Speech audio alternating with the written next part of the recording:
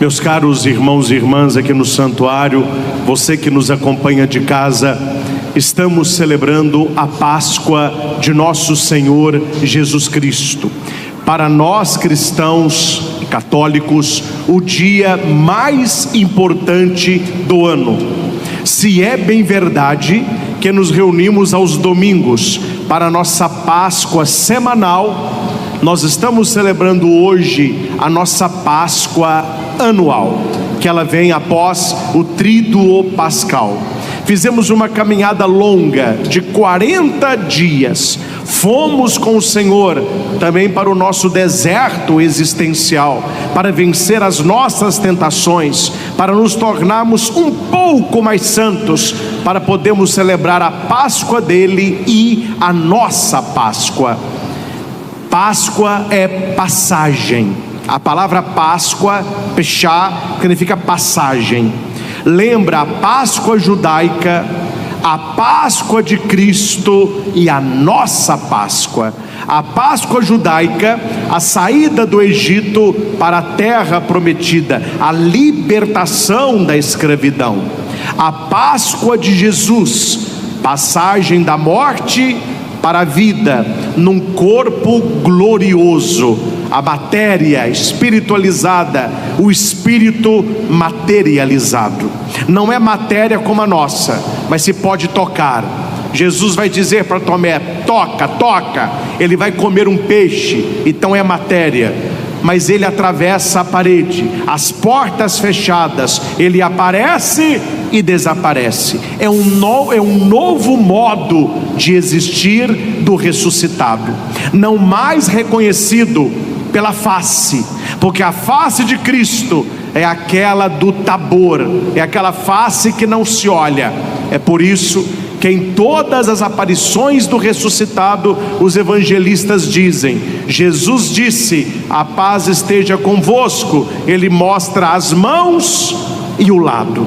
É olhando a sagrada face, é olhando as santas chagas que nós identificamos que o crucificado é o ressuscitado e não outro. Nós estamos, meus irmãos, vivendo também a nossa Páscoa, a passagem do pecado para uma vida mais santa.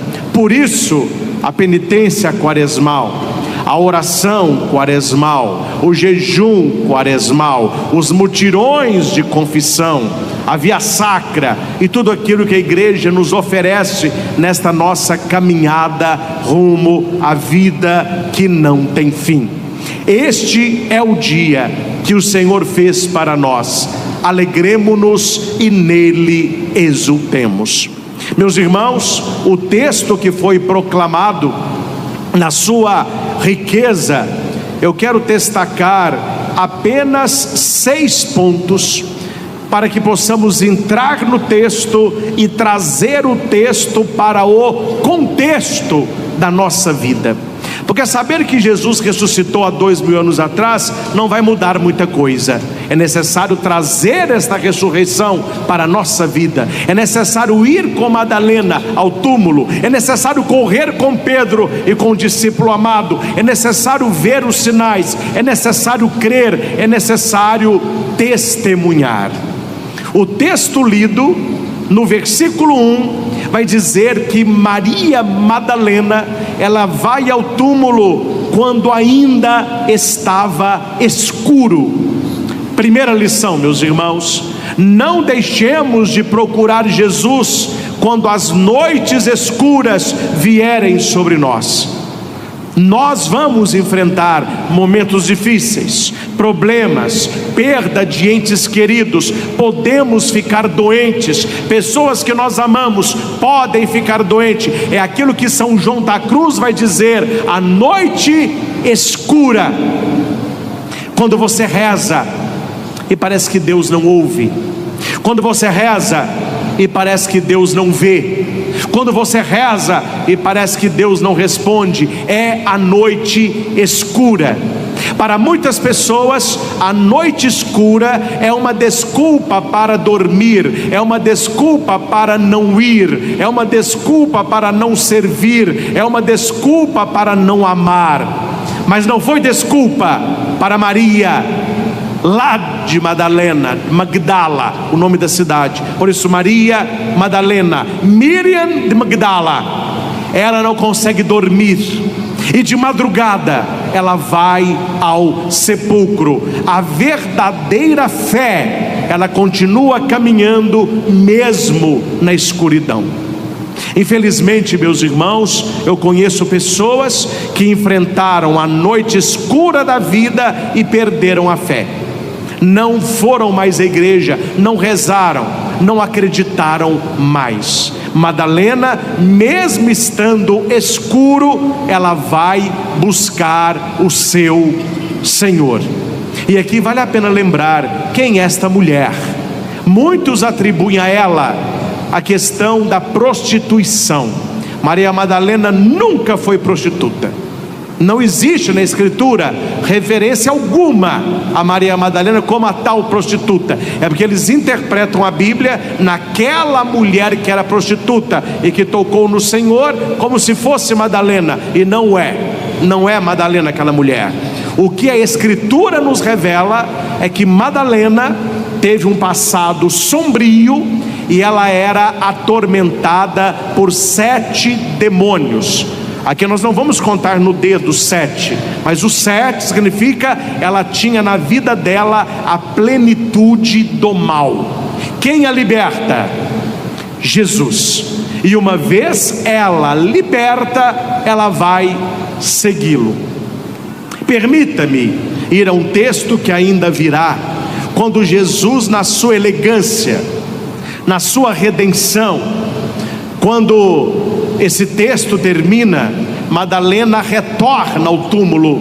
Ela chega, ela chama, Pedro e João vêm, eles voltam, mas ela permanece. E Jesus aparece para ela, atrás dela. Ela acha que é um jardineiro, mas Jesus é fino, né? A educação de Jesus nos encanta. Ele vai dizer apenas Miriam, Maria. Ele omite Madalena. E aqui ela vira 2 vezes, né? Porque quando ele pergunta: mulher, por que choras? A Bíblia diz, ela virou e disse: se fosse tu que o tiraste, diga-me onde o colocaste, eu buscarei. E Jesus diz para ela: Maria. Ela se vira e diz: Rabone. Como que ela ia virar se ela já estava virada? Porque primeiro ela virou a cabeça, só depois ela virou o coração. Então aqui Jesus olha para aquela mulher e diz: Madalena é passado, assim como eu ressuscitei, você também ressuscitou. Você não é Maria Madalena, Miriam de Magdala, você é Maria. E a palavra Maria significa a amada. Você é a amada de Deus. Aprendamos, meus irmãos, com Maria Madalena, com Maria lá de Magdala. Mesmo nas noites escuras da fé, procuremos o Senhor, busquemos Jesus. Quando as coisas apertarem, é aí que nós devemos rezar mais e não abandonar jamais a sua comunidade de fé. Segundo ponto, ela vai relatar ao grupo dos 12: tiraram o Senhor do túmulo. O amor de Madalena era muito grande, só que aqui houve um problema. O amor dela foi maior que a fé. Não sei se você já viveu isso. A hora que vem na sua vida um sofrimento, parece que a gente esquece tudo e só existe o sofrimento. Depois que a coisa vai se acalmando, a gente vai lidando melhor com as coisas. Eu atendi agora no fim de janeiro uma senhora que fez um exame e apareceu um nódulo. Certamente, segundo o exame, maligno. Ela estava com câncer. E ela saiu lá do médico desesperada. A filha dela ficou me procurando, doida: minha mãe gosta de você, dá uma benção para ela, etc. Não é? Acabou que no fim da tarde encontrei, abençoei ela, totalmente assim, agitada. Eu falei com a filha: nada melhor que uma noite de sono. Nada melhor que o início do tratamento. Tá boazinha, de vez em quando ela vem domingo de manhã. Poucas semanas depois ela fez a primeira químio, aí veio mais calma, com mais confiança, com mais serenidade. A vida é assim, né? Na hora da notícia, mas depois as coisas vão chegando no lugar.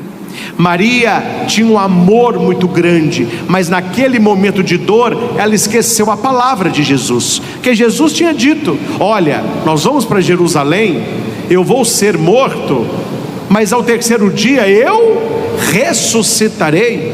Quando Maria viu o túmulo aberto, a primeira notícia deveria ser: ele vive. Mas não foi a primeira. A primeira foi: tiraram o Senhor do túmulo.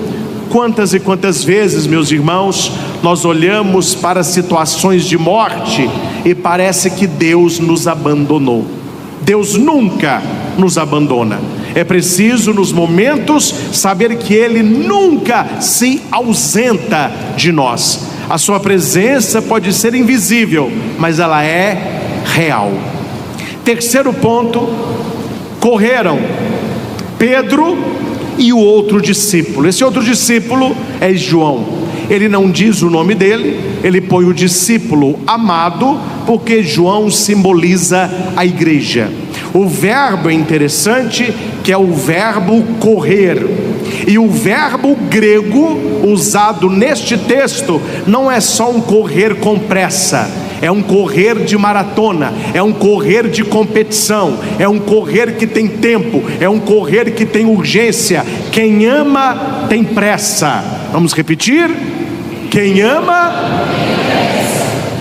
Pedro, um senhor. João, jovem, discípulo mais jovem. Claro que João chegou primeiro. E vocês podem dizer: ele chegou primeiro porque ele era mais jovem. Não, a Bíblia vai dizer que ele chegou primeiro porque ele amava mais. Pedro vai amadurecer o seu amor depois, lá no mar de Tiberíades, quando Jesus pergunta 3 vezes: tu me amas? Pedro parece que hesita em chegar. Sabe aquela corrida que você não quer chegar? Sabe aquela viagem que você não quer chegar? Sabe aquela conversa que você não quer ter? Parece que a coisa vai. Pedro é isso. Só que João mostra uma fineza, porque a fé do discípulo, a juventude do discípulo, espera a autoridade de Pedro. João pode ter chegado primeiro, mas o primeiro era Pedro. João chegou primeiro, mas o primeiro era Pedro. O título de Pedro no colégio apostólico é primo inter pares, é o primeiro entre os irmãos. Então João, naquela delicadeza, ele chega, mas não entra. Pedro vai chegar. Certamente Pedro perguntou: e aí? Não entrei. É o Senhor primeiro, é você primeiro. Pedro entra, depois João entra. E a Bíblia diz que Pedro viu, João viu e creu. Os jovens, adolescentes, crianças, precisamos voltar à educação joanina. Precisamos olhar para João e aprender com João a esperar os mais velhos, a deixar o lugar para os mais velhos. Quem serve primeiro o almoço são os mais velhos. Quem tem a primeira palavra são os mais experientes. Hoje a coisa se inverteu. Se os avós e os pais não correm, não comem nada, porque quem manda hoje são as crianças. Quem joga as cartas são os adolescentes. Eles comem, eles fazem, eles aprontam, eles que falam, eles que sabem. Por isso que as coisas estão do jeito que estão. João, jovem, ensina a fineza de esperar o mais sábio chegar. O discípulo amado espera Pedro. Quem é João hoje? A igreja. Quem é Pedro? O Papa. E com muita emoção, nós vimos, eu até partilhei no meu Instagram, o Papa hoje, lá na bênção da cidade para o mundo, Urbi et Orbi, falou pouco, sentado numa cadeira de rodas, ofegante. Dá para ver claramente um homem muito doente, muito debilitado, não consegue nem levantar as mãos. Impressionante isso, é uma coisa de Deus. Você não vê isso no mundo, não. Você não vê isso em outras igrejas, não. Numa geração que exalta a juventude, o importante hoje é ser jovem, por isso estica de cá, puxa de lá, corta daqui. O importante, quando é que você quer ver uma pessoa feliz? Fale que ela tem uma idade menos que ela tem, ela ganha o dia. Nossa, você tem 40 anos? Nossa, você acha? Porque eu estou com 50. Nossa, não há problema cuidar da aparência. Não é isso que eu estou dizendo aqui. É porque quando nós olhamos para o Papa, ele vai totalmente contra a maré, totalmente contra os valores do mundo. Não tem beleza física, não tem saúde física, cadeirante, ofegante. O cardeal da liturgia que leu o discurso para o Papa, mas ali estava toda a igreja em torno de Pedro. Toda a igreja ouviu bem baixinho: Feliz Páscoa. E aquilo bastou. A alegria da igreja quando o Papa está presente. Continua. João esperou Pedro ontem e nós esperamos Francisco hoje. Que bom que pelo menos ele conseguiu aparecer na sacada da Basílica para abençoar de Roma a todos nós. Aquilo que aconteceu no sepulcro continua acontecendo hoje. Quarto ponto, o microfone continua. E eu quero aqui cumprimentá-los pela educação e fineza litúrgica, porque há muitos lugares e até muitas igrejas, quando a luz se apaga, as pessoas gritam. Eu não sei o motivo dos gritos, e os senhores permaneceram em silêncio, no clima de oração, respeitando a casa de Deus. Meus parabéns, viu? Vocês estão na nata do catolicismo. Isso é coisa rara de se ver. Deus seja louvado pela vida, pelo respeito e pela fé de vocês. Enquanto a luz não volta, o padre prega no escuro. É até bom que fica mais introspectivo, né? Nós estamos tendo nessa região quedas frequentes de luz. Depois devemos ver se é a região ou se é o próprio santuário, né? Já arrumamos a fiação, já trocamos o padrão, já pegamos uma linha a mais, mas eu não sei se a queda é do santuário ou se é da região. Vamos ver isso depois. Mas continuando aqui a fala, até bom que a luz volta, espero que volte. João, ele vê os panos dobrados, e aquele pano dobrado, ele acreditou. Ali não havia aquele anjo que vai dizer para Maria Madalena: por que buscai entre os mortos aquele que vive? Ele não está aqui, ressuscitou. Não. João, ele vê apenas o pano dobrado, o sudário num canto, o pano que estava no corpo do Senhor no chão. Existe, meus irmãos, um costume nos restaurantes mais elegantes, isso vem da Roma antiga, não é? Aqueles grandes banquetes, quando havia uma toalha de linho. Hoje em certos restaurantes não tem aquele guardanapo de pano, de papel, né? Tem o guardanapo aquele de pano, se coloca no colo ali, mas há uma linguagem. Quando você precisa levantar-se para ir talvez no banheiro, para fazer uma ligação do celular, cumprimentar uma pessoa na outra mesa, o que se faz com aquele guardanapo? Há duas linguagens para o garçom: a linguagem de que você voltará e a linguagem de que você já terminou. Comecemos pelo término. A pessoa, ela vai pegar o guardanapo, ela vai amassá-lo, vai puxá-lo e coloca do lado do prato, como se fosse um pano jogado. Aquele guardanapo jogado daquela maneira está falando para o garçom: terminei, pode tirar. Em restaurante mais elegante, o garçom viu aquilo, ele já vai pegar o prato, já tira o guardanapo e já vai colocar ali algo da sobremesa, se houver. E suponhamos que você não terminou, que você vai voltar, que tem comida ali que você vai comer, não é resto, você precisou levantar. Qual é a linguagem?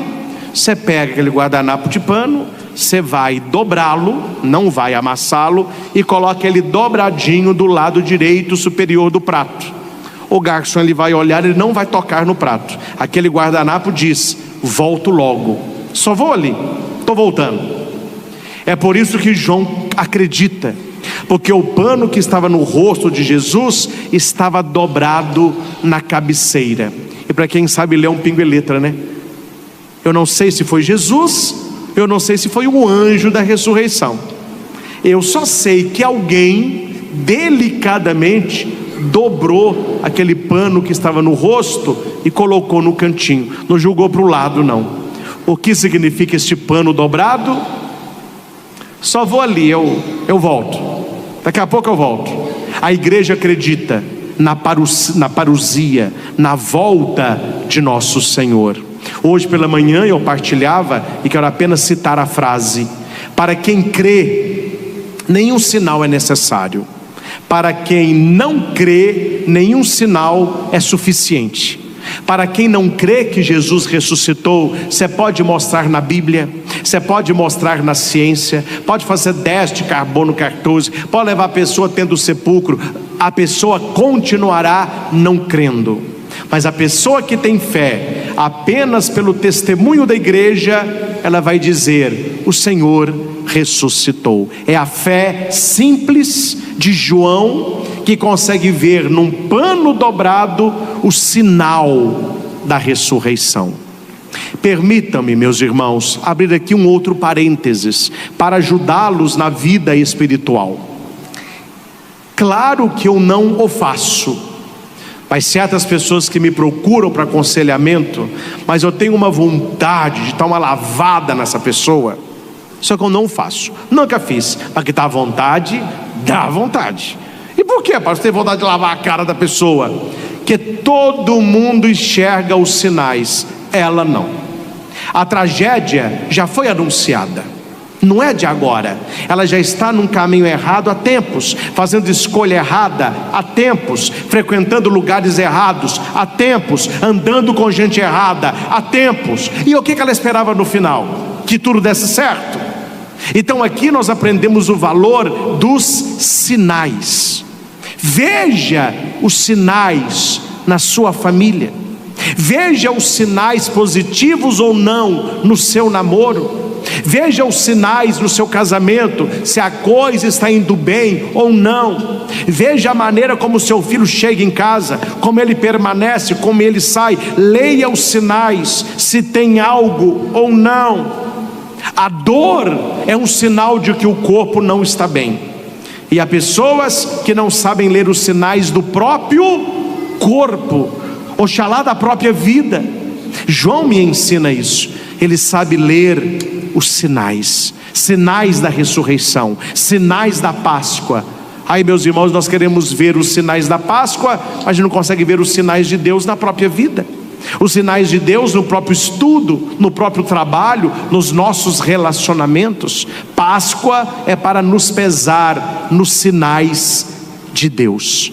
Contei na missa da manhã, mas a maioria dos senhores não estavam. Permita-me repetir uma parábola pequenina, que já é do conhecimento da maioria, acredito, mas pode ser que alguém não conheça. O governo fez uma barragem enorme, e esta barragem, ela iria, uma represa, né? Inundar uma cidade. Então as pessoas foram retiradas dali, e no último dia os bombeiros vieram tirando as últimas pessoas. Mas tinha lá na cidade uma igrejinha com um sacristão. O sacristão, um homem de muita fé, ele dizia assim: Deus vai me salvar, Deus vai salvar a minha vida. Ele estava lá mexendo na sacristia, escutou uma sirene. Ele olha na janela, era um carro de bombeiro. E o bombeiro disse: vamos sair, que a água já vai começar a subir. Ele falou: não, vai salvar quem precisa. A minha vida Deus salvará. Então tá bom. A água começou a subir e chegou no joelho dele. Passaram outros bombeiros com um bote, aqueles botes com ar, né? Falou: olha, sobe no bote, nem sujar seu pé você vai. Não, pode salvar quem precisa. A mim Deus salvará. E a água continuou subindo, chegou no pescoço do sacristão. Um bombeiro passou de lancha: olha, cabe você aqui conosco. Não, salve quem precisa. Eu estou bem. A água continuou a subir e ele subiu no telhado da igreja. Passou um barco menor da marinha, disse: olha, você é o último por aqui, hein? Não se preocupe comigo, eu sou uma pessoa de fé, Deus me salvará. A água continuou a subir, ele pendurou na torre da igreja. Veio um helicóptero: atenção, suba na escada. Você, não, muito obrigado. Mais do que um helicóptero, é o meu Deus, porque Deus me salva. E o cara acorda no céu, pelo menos acordou no céu, né? Poderia ter sido pior. Ele acorda no céu e vai tirar satisfação com Jesus. Oh Senhor, eu sempre acreditei que o Senhor me salvaria, que o Senhor me abençoaria, que o Senhor guardaria a minha vida, e o Senhor deixou eu morrer afogado? Jesus, espera aí, vamos conversar. Eu mandei um bombeiro antes da água chegar, você não quis. Eu mandei um bombeiro de bote, você negou. Eu insisti, mandei um barco, você não quis. Mandei até a marinha, você negou. Falei: ó, vou mandar um helicóptero, você também não quis. Você queria mais o que, meu filho? Sabe qual foi o defeito dele? E sabe qual é o nosso defeito? Aquele que espera muito de Deus, geralmente é o que não faz nada para Deus. Geralmente, quem espera muito de Deus não está fazendo nada para Deus. Ele não conseguiu ver os sinais de Deus. Deus foi enviando ajuda para ele e ele foi negando. Aprendamos com João. Para João, um paninho dobrado, Jesus ressuscitou. Por fim, meus irmãos, como que o evangelho termina? Ainda não haviam compreendido a Escritura, por isso tiveram dificuldade de crer na ressurreição. Precisamos entrar mais na Bíblia Sagrada. Sem Escritura não se entende o mistério. A Bíblia Sagrada é o manual de instrução. Tem gente que não gosta de manual de instrução, bobo de quem não lê manual de instrução. Você vai usar lá o que você comprou como se fosse um Fusquinha, tendo comprado uma Ferrari. Nada contra o Fusquinha, mas o manual ele vai te ensinar coisas que você acha que sabe, mas tem muita coisa ali que você não sabe. Talvez ninguém aqui nunca fez, e quando eu falo ninguém, eu estou no meio. Quem aqui já leu o manual de um iPhone? A gente vai trocando o iPhone, passa os aplicativos e continua mexendo. Mas quando você vai num técnico, nesse pessoal que sabe, ele fala: peraí, pá, deixa eu mexer umas coisas para o senhor aqui. Fala: mas o que você está mexendo aí? Não, estou configurando câmera, estou configurando aqui quando não tiver o 3G, já estou pondo isso aqui, estou mexendo. Fala: mas como que tem isso tudo? Aí, pá, está no manual. Manual, está no manual. Não é assim? Então, nada contra os outros celulares. Estou citando o iPhone porque ele é o badalado, né? Mas se você começar, meu filho, a aprofundar nesse aparelhinho aí, tem coisa que você nunca sonhou. Por curiosidade, vai lá nos ajustes. Toca num, ele abre 4. Você toca num dos 4, ele abre mais 4. Cada um dos 4 tem mais 3. Imagina o que tem ali dentro. A Bíblia é o manual de instrução da vida. Ah, não, mas eu já sei. Aí não lê, aí não compreende a ressurreição, não toca o mistério. A leitura é clara: eles não acreditaram na ressurreição porque não tinham compreendido a Escritura. Mas é bom, meus irmãos, porque Jesus ressuscitado, Ele não ressuscita e Ele não sobe ao Pai. Ele permanece 40 dias aparecendo aos discípulos. Ele inaugura a escola do ressuscitado. Os discípulos deverão aprender com Ele o mistério da ressurreição, porque Ele é a palavra de Deus. Ele é a palavra do seu, Ele é a palavra de Deus, Logos tuteu, palavra de Deus, palavra do Senhor. Nós não temos mais a presença do Senhor para nos falar enquanto persona, enquanto ressurreição, mas nós temos a sua palavra, nós temos a Escritura e precisamos lê-la. Ele é a palavra do Senhor, Ele é a palavra de Deus. Isso é Páscoa, meus irmãos.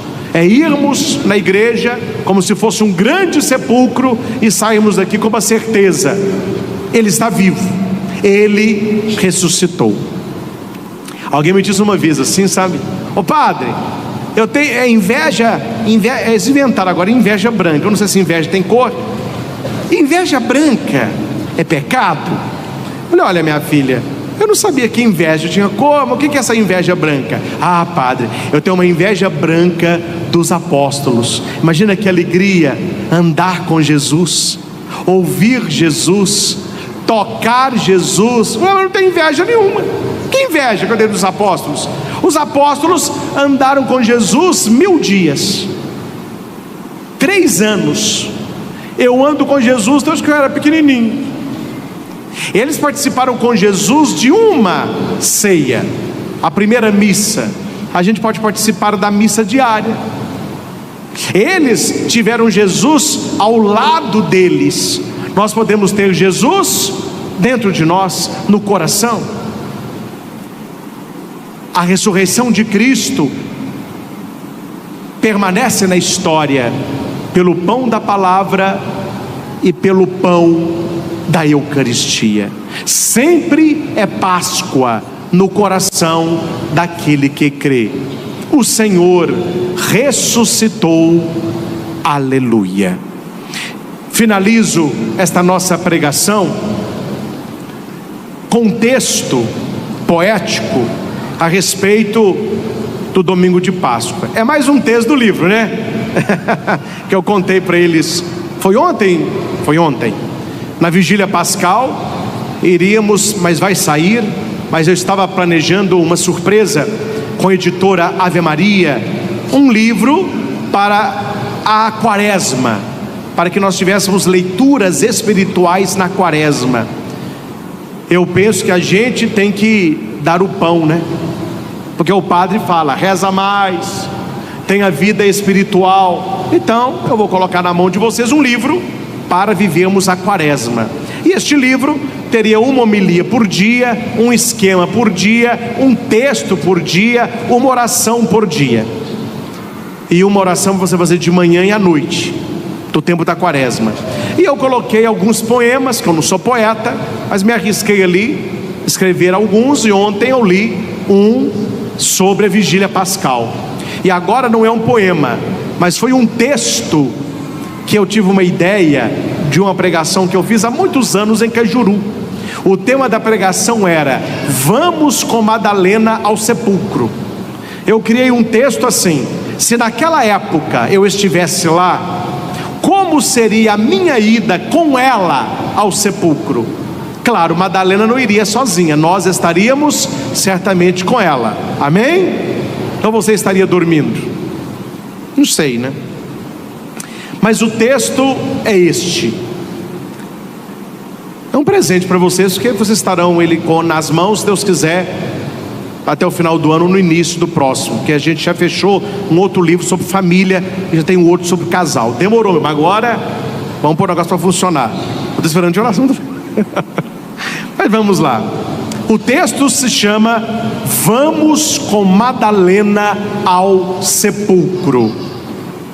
Ainda estava escuro, o sol ainda não nascera, mas o amor de Madalena já estava em caminho. Ela não compreendia tudo, mas ela ia com o coração partido, com os olhos marcados pelo choro da sexta-feira, mas ia, porque quem ama vai. Vamos com ela. Cheguemos juntos ao sepulcro, onde sepultaram a esperança. Caminhemos com passos lentos, com alma. Queridos irmãos e irmãs aqui no santuário, você que nos acompanha de casa e você que vai ouvir esta pregação neste momento, nós estamos no 4º domingo da Páscoa, e é um domingo que se repete em todos os anos litúrgicos. É o chamado Domingo do Bom Pastor.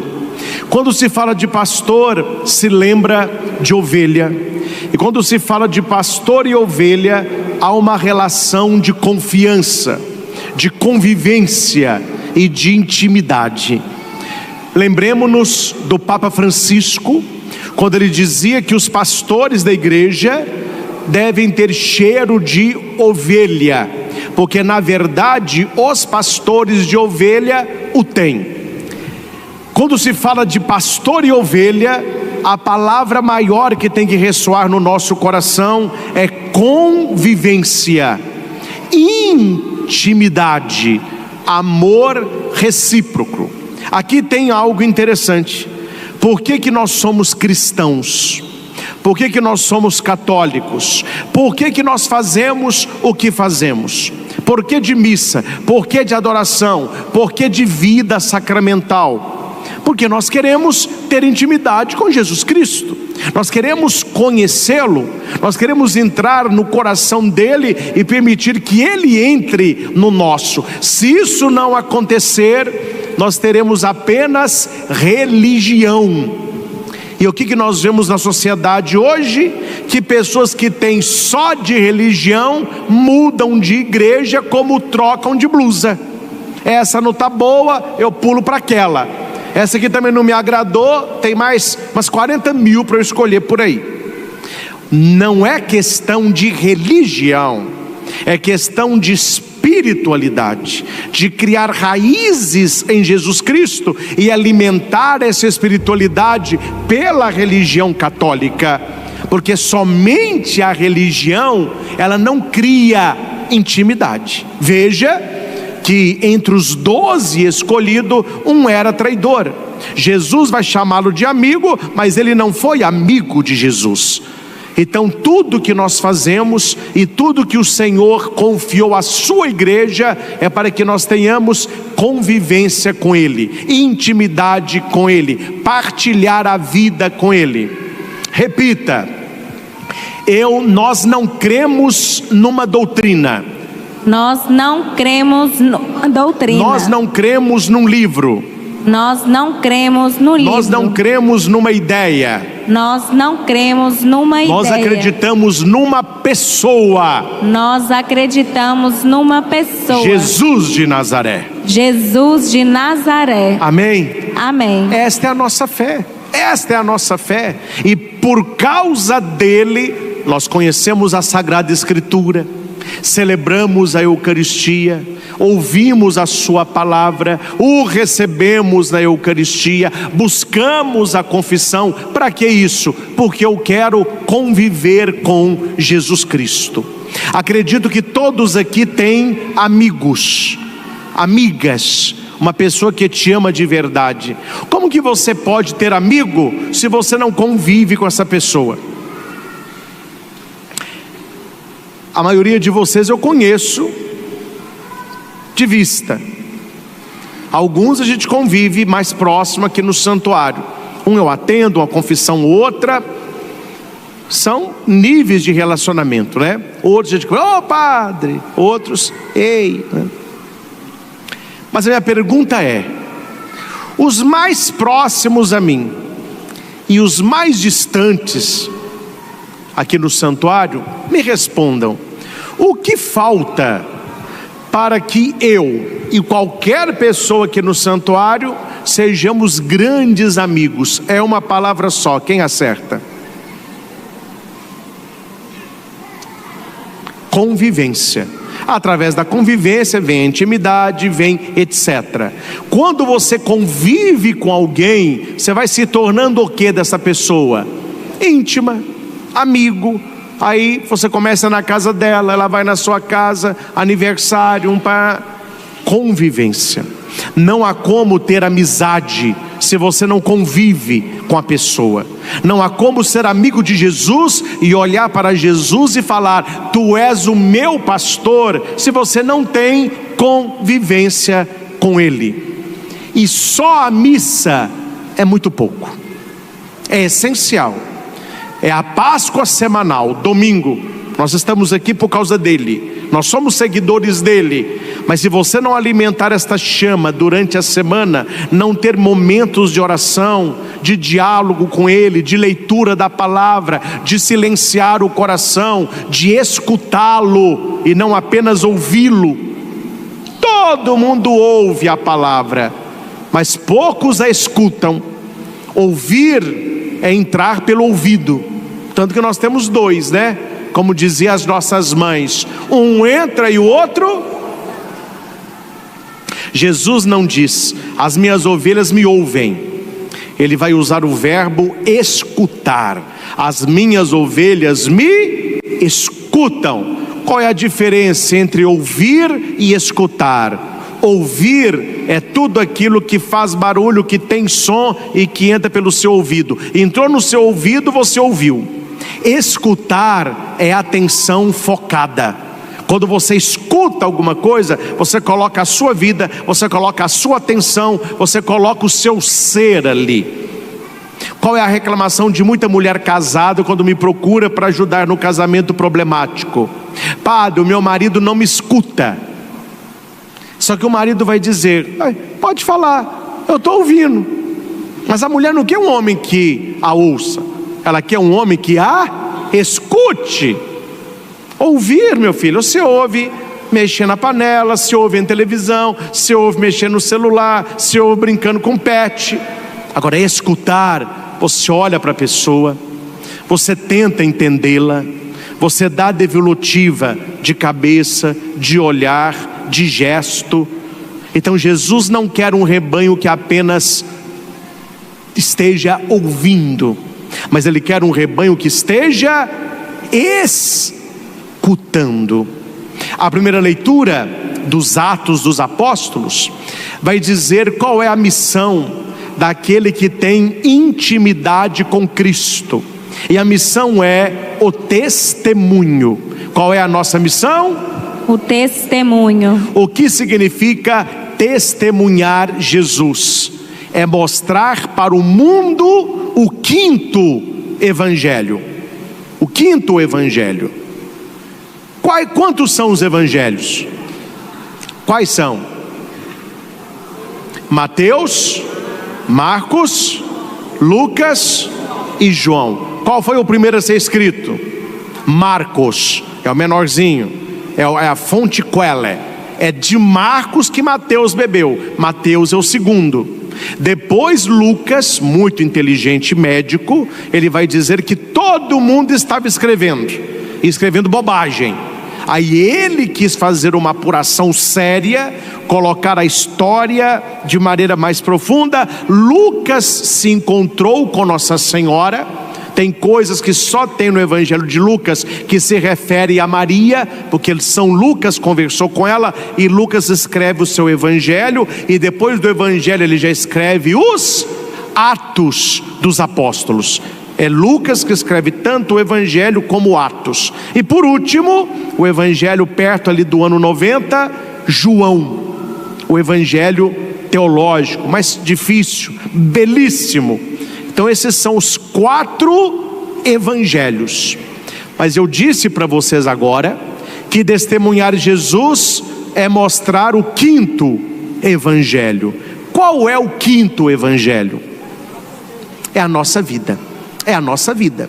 Porque quando você lê os 4 evangelistas, eles estão contando o que Jesus fez e o que Jesus disse. Quando você dá o seu testemunho, você está mostrando o que Jesus é capaz de fazer hoje na vida daquele que confia nele.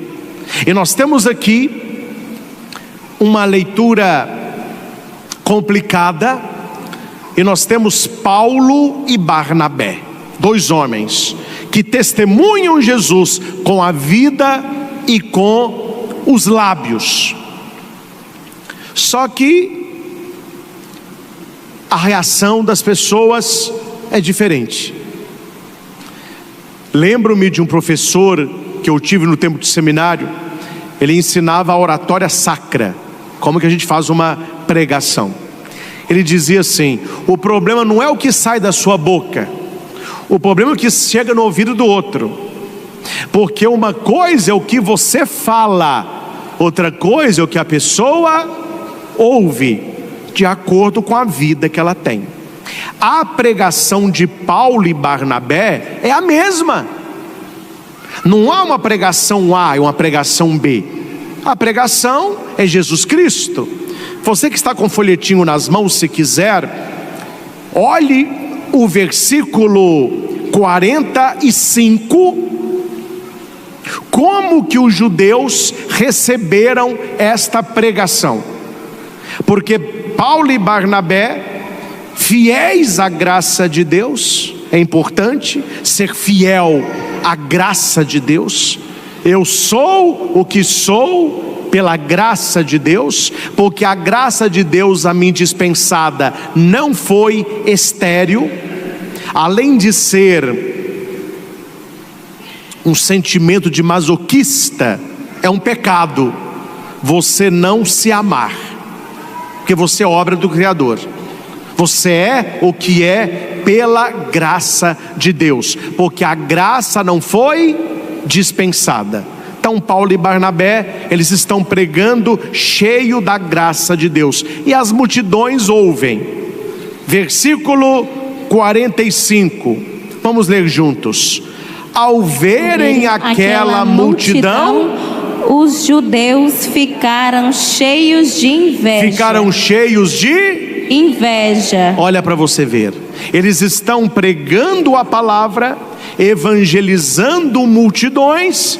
Ao invés das pessoas gostarem, eles tiveram o quê? Por que esse povão está escutando Paulo e Barnabé e não está me escutando? Por que esse povão está lá e não está aqui? Mas veja o versículo 48. Vamos juntos? Os pagãos ficaram muito contentes quando ouviram isso e glorificaram a palavra do Senhor. A mesma pregação, os judeus tiveram inveja e com blasfêmias, está escrito aí, e com blasfêmias se opunham a Paulo. A mesma pregação surtiu no coração dos pagãos outro sentimento. Eles ficaram contentes e glorificavam a Deus. Meus irmãos, quando a palavra de Deus chega no seu coração, ela chega com sentimento de inveja ou de contentamento e glorificação.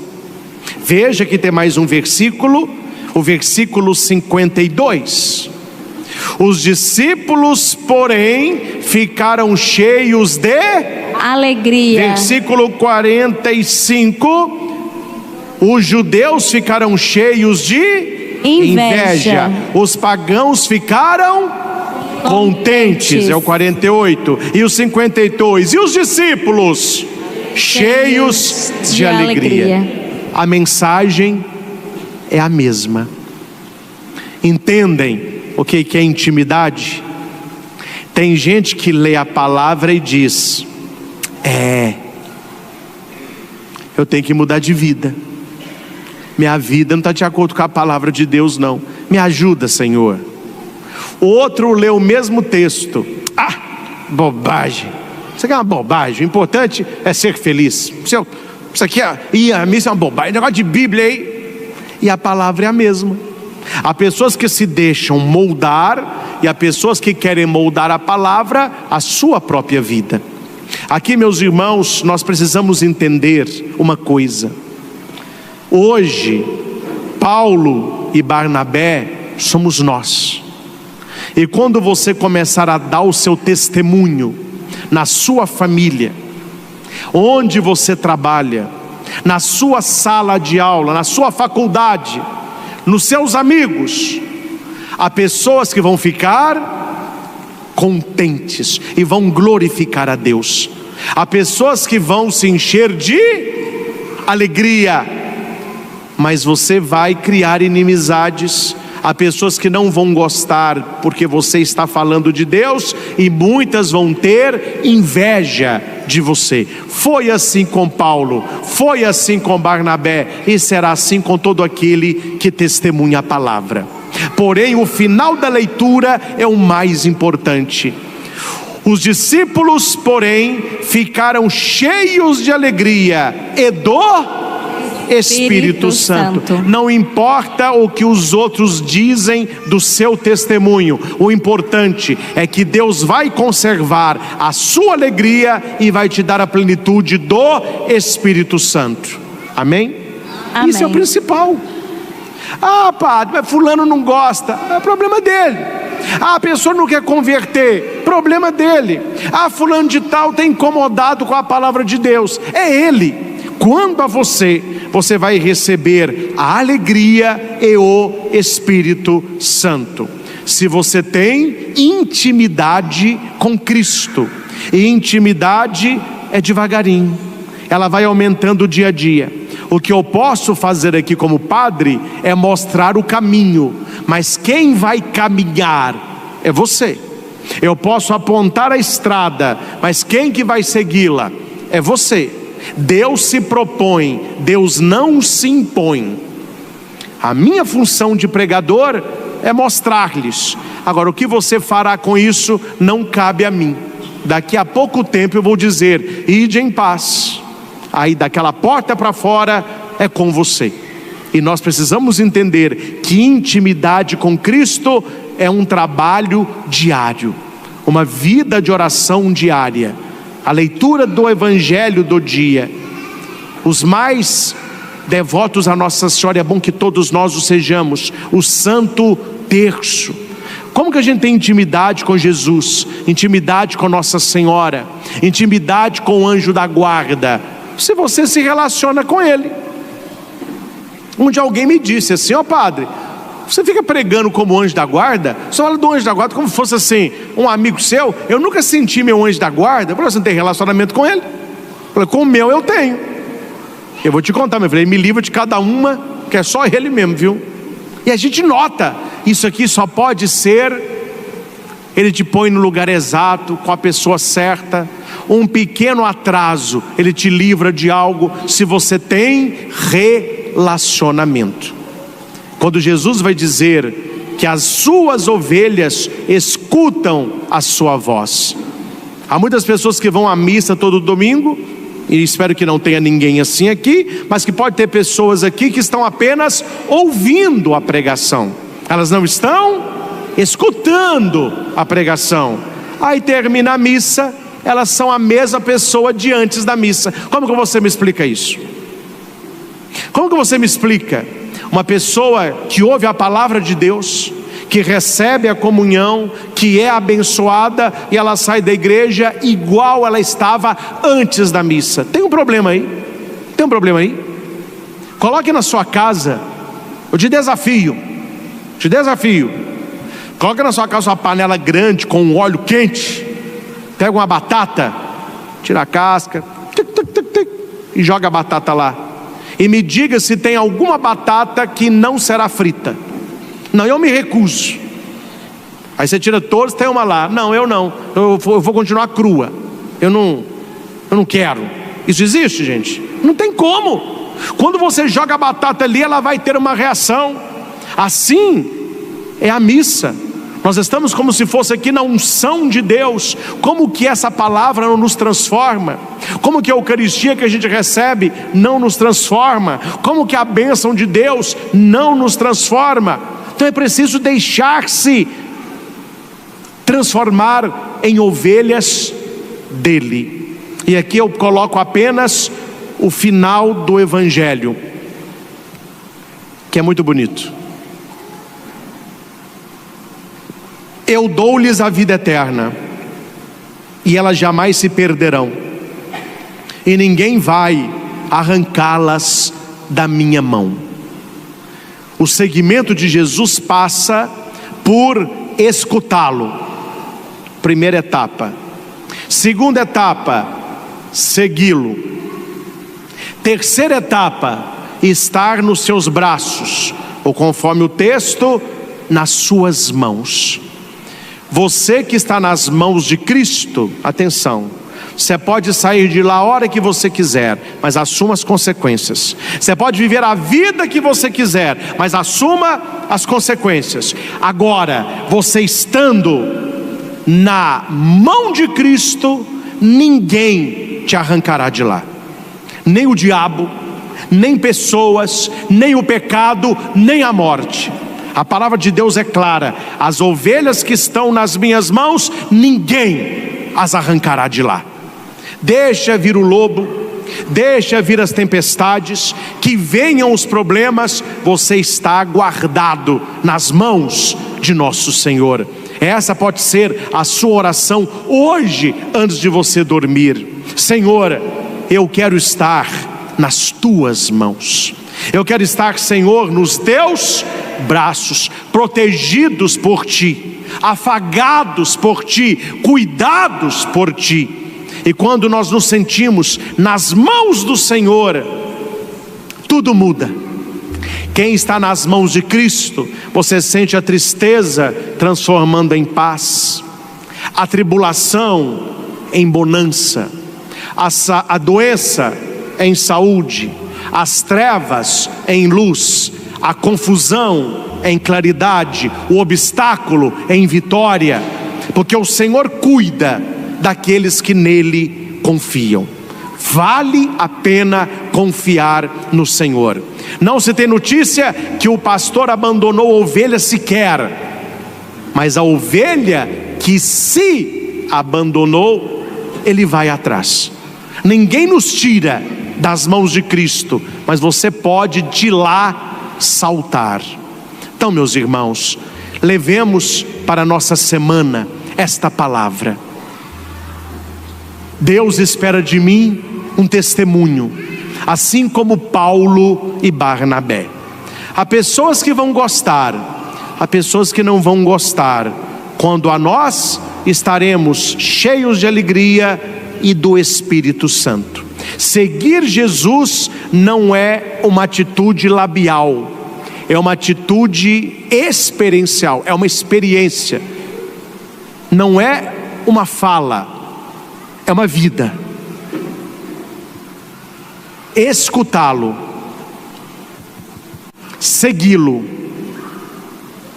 nas suas mãos, nos seus braços.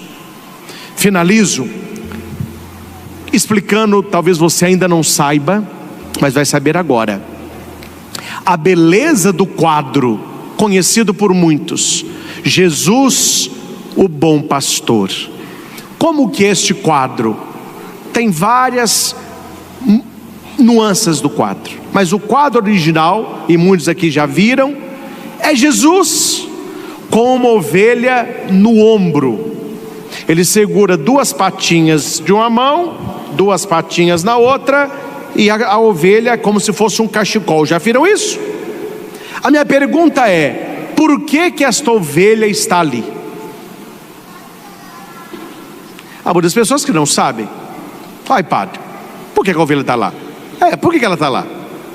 Se tem um rebanho de 100, 200, 300 ovelhas, por que aquela está ali? Ah, padre, é porque é a preferida, é a caçulinha, é a bonitinha, Aí Jesus falou assim: não, você não vai andar, vem cá que eu vou te carregar. Pelo contrário, aquela ovelha é a pior. E qual é a ovelha pior? É a chamada ovelha saltitante. O pastor, todo o rebanho tem uma ovelha saltitante. O que é a ovelha saltitante? Ela não quer ficar perto do pastor, ela não quer ficar junto do rebanho, ela quer ficar pulando. Só que tem um problema: se ela pulasse sozinha, até que ia, ela ensina as outras a fazer o mesmo. Ela escolhe um lugar no redil onde ela consegue pular e ela pula. E quando ela pula, ela fica berrando para as outras, e as mais atrevidas pulam junto. Aí o pastor, além de guardá-las no redil, tem que ficar correndo atrás das ovelhinhas saltitantes. Como que ele resolve esta questão? Transformando a ovelhinha saltitante numa ovelhinha com a perna deslocada. Cuidado com isso. Você aí, que é uma ovelhinha saltitante, tua chapa está esquentando, viu? Sua batata está assando, O que o bom pastor faz? E por que o bom pastor faz? Porque ele não quer perdê-la. A ovelhinha saltitante chega na hora de dormir, todas as ovelhas se deitam, e o pastor, está de olho na saltitante. Ele chega perto dela, faz um carinho, faz uma gracinha, ela fica toda. Ele pega na perninha dela e faz um movimento brusco, ele sabe fazer, ele vai deslocar a perninha dela. Só que não dói, faz um barulho, ela e fica quieta. O pastor sabe o que ele fez, e pronto, deixa passar a noite. Quando o sol amanhece, as ovelhas começam a acordar, vão levantando. O pastor começa a tirá-las do redil para levá-las para as planícies. Esta ovelhinha tenta levantar e ela não dá conta, porque a perninha está deslocada. Ela tenta, aí começa a doer, e ela começa a chorar, e ela vai chamando o bom pastor. Aquele choro. O pastor chega como se não soubesse de nada, dá um cutucão nela com a vara, ela não consegue levantar, puxa com o cajado, ela não consegue. Aí aquela ovelha, atenção, que só queria ficar longe, ela se vê necessitada dele, e ela sabe: se ele não me carregar, eu não consigo andar. Então ela é dócil. Aquela ovelha rebelde, ela se torna dócil. Aí o pastor a pega, a coloca no ombro, segura uma patinha de cá, outra de cá, e vai andar com ela. Quanto tempo, padre? Geralmente 3 dias. 3 dias. Ele desce, dá comida, dá bebida, põe, e ela acostumou ficar ali. Ela acostumou com o cheiro do pastor. Ela está ali exatamente para isso, para acostumar com o cheiro do pastor. 3 dias depois, as ovelhas estão deitadas, o pastor chega, pega a patinha dela, coloca a patinha no lugar. Ela não sabe, um animalzinho. De manhã, as outras levantam, ela continua deitada e fica Só que o pastor já sabe que ela consegue andar. Ele chega, dá um cutucão com a vara, ela fica em pé e ela vê que agora ela consegue andar. Minha pergunta é: dali para frente existe ovelha saltitante? Aquela ovelha, meu filho, é um grude com o pastor. Onde o pastor está, ela está do lado. Ela não consegue ficar longe daquele que acostumou a carregá-la nas suas mãos. O pastor deslocou a perninha da ovelha porque ele a odiava. Ele queria salvá-la. O que significa uma perninha deslocada? É um problema. uma tristeza, uma provação, uma doença. Meus irmãos, não estou falando para todos vocês, mas estou falando para muita gente aqui. Se a sua vida estivesse a 1000 maravilhas, talvez nem aqui você estaria agora. Por que eu procuro a Cristo? Porque a minha perninha está deslocada, porque eu estou sofrendo e Ele vai me carregar nas suas mãos. Eu já passei por alguns momentos difíceis da vida. Pessoas aqui já passaram certamente. Quanto mais você já viveu, mais provação você já passou. Vocês poderiam dizer-me, naquele momento na sua vida, onde tudo pareceu de cabeça para baixo, se você não estivesse nas mãos do bom pastor, você não dava conta de passar por isso não. Amém? Todos vocês têm história para contar. Padre, isso que aconteceu na minha vida, se não fosse a minha fé, eu não conseguiria chegar aqui. Se não fosse as mãos do pastor, eu não tinha vencido. Então muitas vezes essa perninha deslocada significa o quê? Eu te quero perto de mim. Então toda vez que você ver o quadro do bom pastor com a ovelhinha no ombro, você vai olhar e falar assim: mais uma saltitante. É o pastor trabalhando ali. E uma vez que você se acostuma com Cristo, Ele vai colocar as coisas em ordem. Mas quando as coisas entrarem em ordem, nós não conseguimos ficar longe dele mais.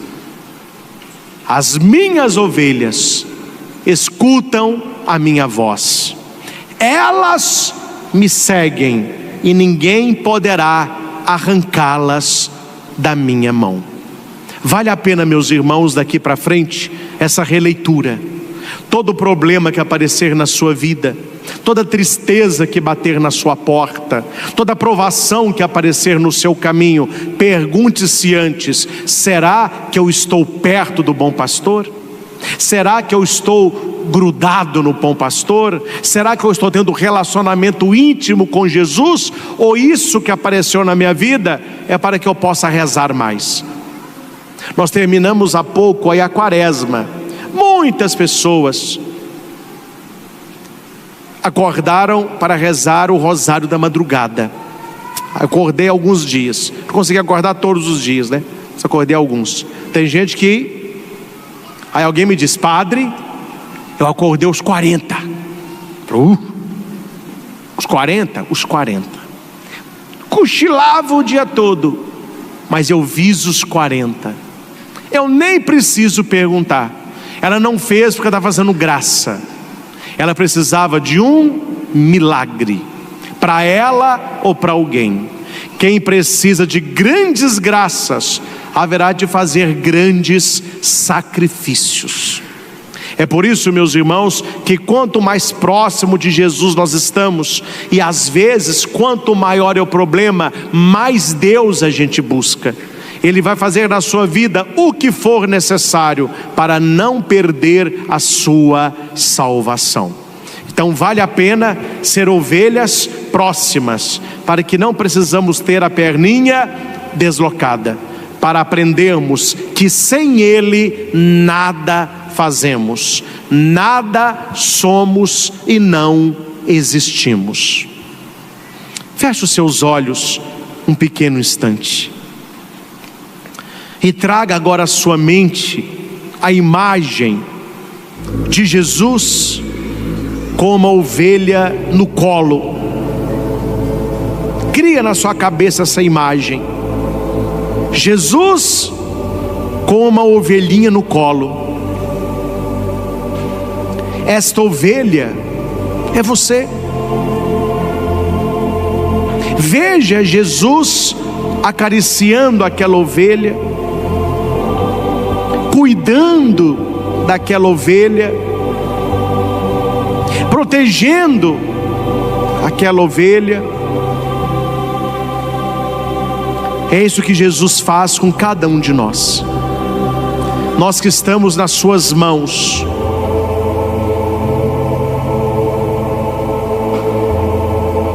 nós que ouvimos, escutamos a sua voz, nós que o seguimos pelo caminho.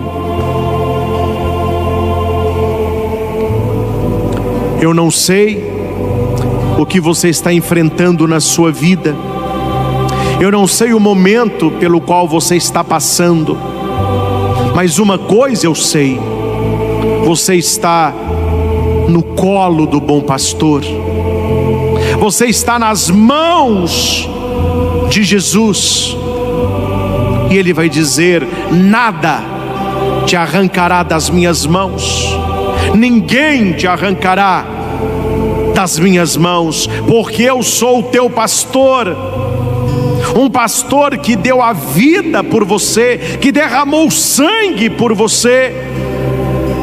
Permaneça nos meus braços, permaneça seguro nas minhas mãos, porque aqui é o seu lugar. Obrigado, Senhor, por todo carinho, por todo cuidado, por todo zelo que tens para com cada um de nós. Que o nosso coração tenha mais confiança, que tenhamos mais paciência, na certeza de que Deus age e trabalha para aquele que nele confia. Ao Senhor Jesus, bom e belo pastor, toda honra, toda glória e todo louvor.